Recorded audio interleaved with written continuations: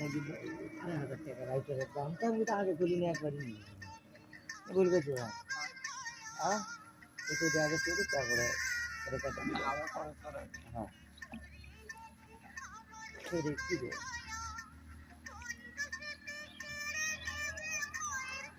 ছাগল কিভাবে ঘাস খায় দেখেন। যারা দেখে না তারা কি বলবি তো তাই দেখে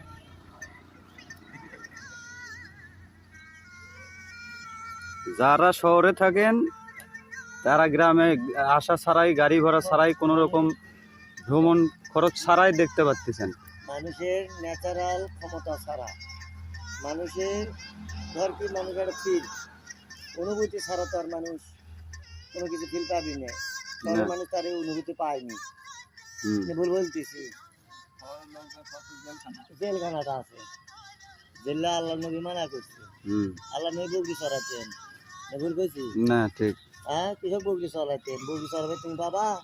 না তুমি আজ পরের দিনে জব পারবা অভিজ্ঞতার দরকার আছে। অভিজ্ঞতার দরকার আছে ধৈর্য পরীক্ষা লেছে আল্লাহ আছে সব তোমার কাছে আমি যদি একটা প্রাণী হতাম তাও বাইসে যাইতাম মরার পর হিসাব দেওয়া লাগবে হ্যাঁ মরার পর হিসাব দেওয়া লাগবে শেষ দিনে কি কষ্ট খনিকে জব করলি কষ্ট শেষ ছেদ করলি কষ্ট শেষ হিসাব দেওয়া লাগবে এত ছেদ করুক তাও তোর হিসাব দেওয়া লাগবে জায়গায় তুলবি এককে তুলবি একের মধ্যে দিলে মনে কর যে ঢিস মারছে দুর্বল করু ঢিস মারছে তাকে ছেড়ে তাকে পুঁতি সাপলে হবে আর আমাকে তাকে ঋণগ্রস্ত আছি কে কার কাছে কত টাকা মেরে খাইছি কয় বিঘে মেরে খাইছি কয় টাকা কয় হিসাব করলে মনে কর যে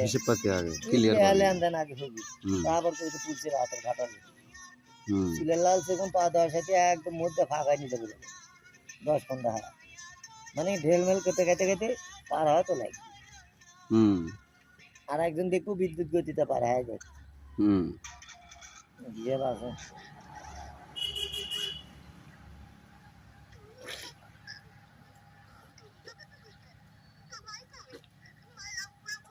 শহরের মানুষের জন্য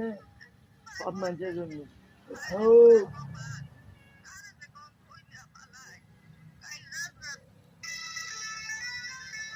শহরের মানুষ খাবি কি জানিস হ্যাঁ ওই যে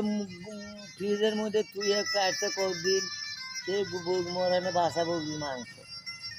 আর আমরা মনে কর যে পাথর তুলে দিবি খাওয়ার জন্য মানে আইনে থুবি সে মাংস থরথর করে কাটতেছি